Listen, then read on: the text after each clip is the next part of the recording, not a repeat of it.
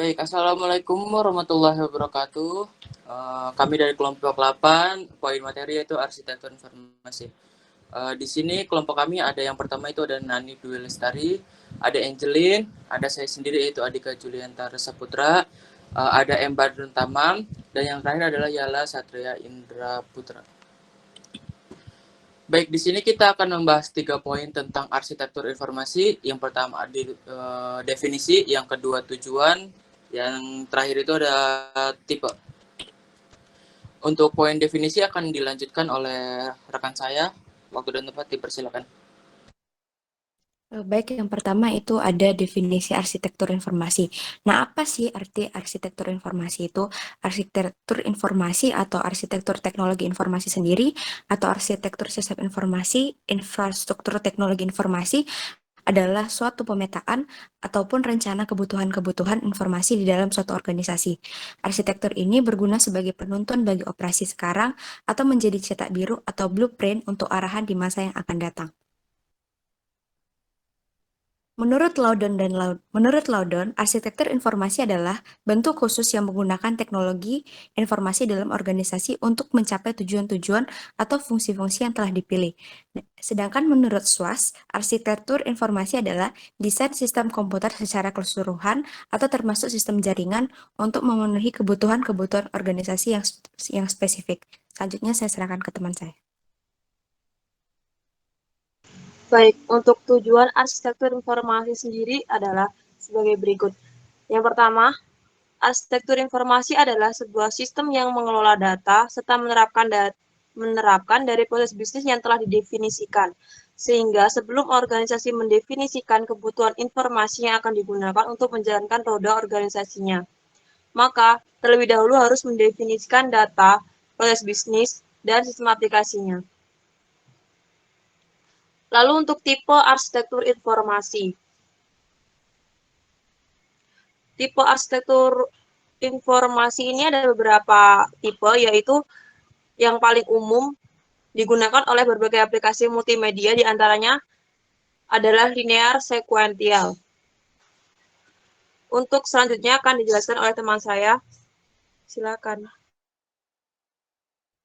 Baik, untuk tipe yang pertama di sini ada linear atau sequential. Pada tipe aplikasi linear atau sequential ini, tipe ini sering digunakan pada aplikasi yang memiliki informasi yang tidak terlalu banyak jenisnya dan sifatnya itu setara. Arsitektur informasi ini juga lebih mudah digunakan oleh user bertipe new user, misalkan pada anak-anak balita atau orang dewasa yang tidak terlalu sering berinteraksi dengan komputer, sehingga memudahkan mereka yang mencari informasi dengan hanya maju dan mundur dari page yang dilihat.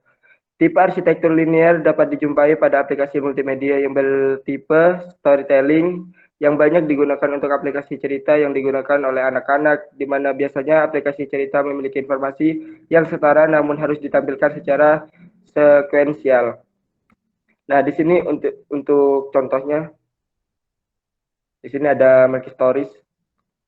Lalu di sini juga ada tipe kedua, yang mana untuk tipe kedua yaitu hierarchical. Untuk tipe ini bisa dijelaskan oleh teman saya, silakan. Baik, tipe kedua yaitu hierarchical. Pada tipe aplikasi hierarchical, tipe ini sering digunakan pada aplikasi yang memiliki banyak informasi dan memiliki level informasi yang berbeda.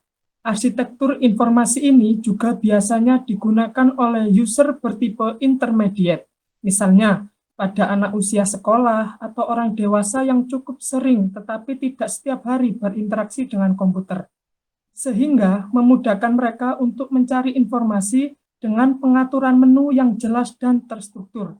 Tipe arsitektur hierarchical dapat dijumpai pada aplikasi multimedia yang memiliki banyak menu yang bisa dikelompokkan dalam hierarki tertentu.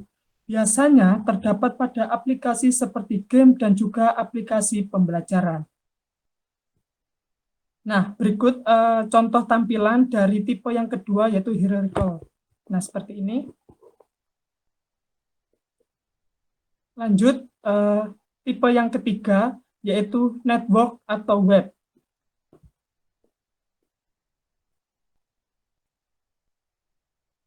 Pada tipe aplikasi network, atau web, tipe ini sering digunakan pada aplikasi yang memiliki banyak informasi dan memiliki level informasi setara. Arsitektur informasi ini juga biasanya digunakan oleh user bertipe expert, misalnya pada orang yang hampir setiap hari berinteraksi dengan komputer, sehingga memudahkan mereka untuk mencari informasi dengan cepat dan mudah tanpa harus mengikuti suatu hierarki tertentu. Tipe arsitektur network atau web dapat dijumpai pada aplikasi web portal berita. Nah, berikut adalah contoh tampilan dari network atau web. Baik, terima kasih kepada rekan-rekan saya telah menyampaikan materinya. Untuk teman-teman yang lain yang ingin bertanya, mungkin nanti bisa menghubungi kelompok saya. Kurang lebihnya mohon maaf. Wassalamualaikum warahmatullahi wabarakatuh.